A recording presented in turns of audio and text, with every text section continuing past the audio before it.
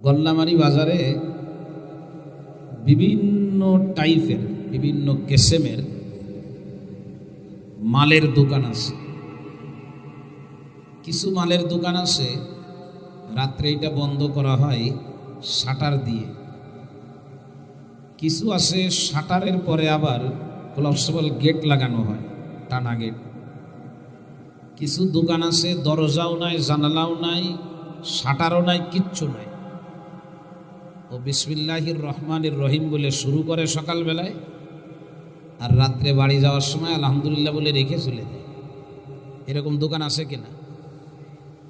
সব দোকানের এক লেভেলের সেফটি না, কিন্তু কিছু দোকান আছে ওর সেফটি হলো ছিঁড়া পলিথিন, যেটা কোনো জায়গায় চলবে না, এটা দিয়েও মাল রাখে। আসে না গল্লামারি, যে কোনো এক সাইডে জুড়ি রেখে পলিথিন দিয়ে ডেকে রাখে।